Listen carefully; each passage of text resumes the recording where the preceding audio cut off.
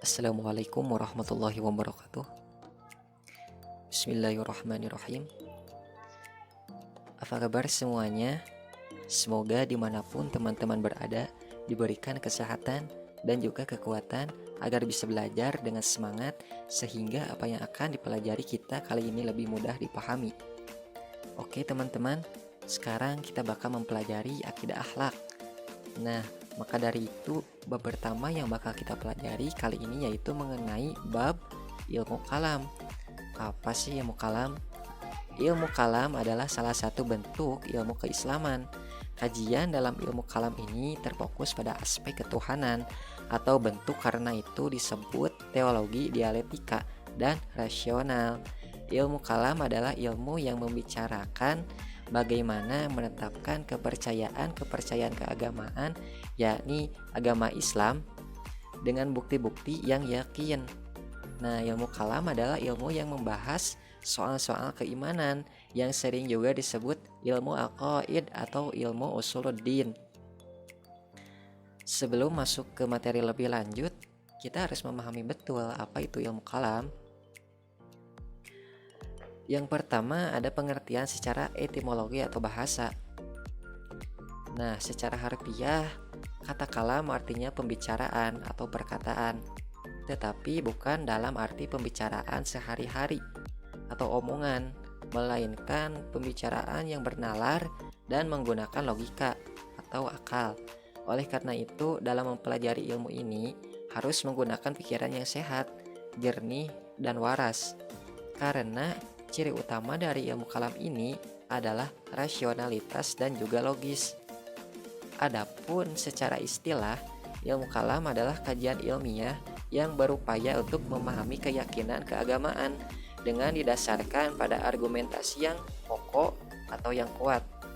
Nah, teman-teman juga harus mengetahui sebab penamaan dari ilmu kalam ini.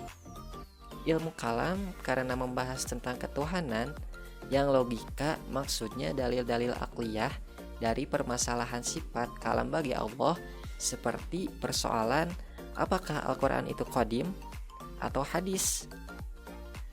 Seperti yang pertama ada persoalan qadimiyah kalamullah, ada penggunaan dalil akli yang sebegitu rupa sehingga sedikit penggunaan dalil nakli, dan ada penggunaan metode argumentasi yang menyerupai mantik. Karena cara pembuktian kepercayaan agama menyerupai logika dalam filsafat, maka pembuktian dalam soal-soal agama ini pun dinamai ilmu kalam untuk membedakan dengan logika dalam filsafat. Dengan demikian, ilmu kalam adalah ilmu yang membahas berbagai masalah ketuhanan dengan menggunakan dasar-dasar nakliyah maupun argumentasi rasional. Argumentasi nakliyah berupa dalil-dalil Al-Quran dan hadis, sedang argumentasi rasional yang dimaksudkan adalah landasan pemahaman menggunakan metode berpikir filosofis. Selanjutnya ada dasar pembahasan ilmu kalam. Adapun dasar pembahasan ilmu kalam dibagi menjadi 4, yaitu ada dasar Al-Quran, ada dasar hadis, dasar pemikiran manusia, dan dasar insting. Keempat dasar pembahasan ilmu kalam tersebut akan kita bahas satu persatu, mulai dari dasar Al-Quran hingga dasar insting manusia. Oh iya, jika teman-teman masih belum memahami tentang pengertian ilmu kalam, silahkan bertanya. Dasar ilmu kalam yang pertama. Dasar pembahasan ilmu kalam yang pertama adalah yaitu Al-Quran. Sudah kita ketahui bersama bahwa Al-Quran merupakan sumber pokok agama Islam. Mengingat Al-Quran adalah kalam Allah, setidaknya ada 3 dalil Al-Quran tentang dasar pembahasan ilmu kalam, yaitu Quran surat Al-Ikhlas, ada Quran surat Al-Furqan, dan ada Quran surat Al-Fath. Nah, berikut saya sampaikan satu persatu tentang dalil Al-Quran tentang dasar pembahasan ilmu kalam. Yang pertama ada Quran surat Al-Ikhlas ayat 1-4. Nah, dalam hubungannya dengan ilmu kalam, Quran surat Al-Ikhlas ini membahas tentang identitas Allah. Yang kedua ada Quran surat Al-Furqan ayat 59. Sebagai salah satu dasar pembahasan ilmu kalam, ayat ini membahas tentang tempat Allah setelah menciptakan alam raya. Dan adapun yang ketiga, Quran Surat Al-Fat ayat 10 dalam hubungannya dengan ilmu kalam. Ayat ini membahas tentang kekuasaan Allah yang dinyatakan dengan tangan Allah. Dasar ilmu kalam kedua, hadis Nabi Muhammad SAW. Dasar pembahasan ilmu kalam yang kedua tidak lain yaitu hadis Nabi Muhammad SAW. Adanya hadis Nabi yang membicarakan masalah-masalah yang dibahas ilmu kalam, diantaranya hadis yang membahas masalah Islam, iman, dan ihsan. Dasar ilmu kalam ketiga, pemikiran manusia. Dasar pembahasan ilmu kalam yang ketiga yaitu akal atau pemikiran manusia. Pada pertumbuhan awal pemikiran Islam, para ulama telah menggunakan rasionya untuk menjelaskan hal-hal yang berkaitan dengan ajaran Islam jauh sebelum filsafat Yunani berpengaruh luas dalam hasanah ilmu keislaman. Hal ini terutama yang berkaitan dengan ayat-ayat mutasyabihat, yakni ayat-ayat Al-Quran yang samar, maksudnya sehingga membutuhkan pemikiran akal untuk memahaminya. Di dalam Al-Quran banyak sekali terdapat ayat-ayat yang memerintahkan manusia untuk berpikir dan menggunakan akalnya. Dalam hal ini biasanya Al-Quran menggunakan redaksi tafakur, tadabbur, tazakur, tafakoh, nazar, fahima, aqala, ulul albab, ulul ilmi, ulul absar, dan ulul nuha. Di antara ayat-ayat tersebut yaitu ada Quran Surat An-Nahl ayat ke-17. Oleh karena itu, jika umat Islam sangat termotivasi untuk memaksimalkan penggunaan rasionya, hal itu bukan karena ada pengaruh dari pihak luar saja, melainkan karena adanya perintah langsung dari ajaran agama kita. Hal inilah yang akhirnya menyebabkan sangat jelasnya penggunaan rasio dan logika dalam pembahasan ilmu kalam.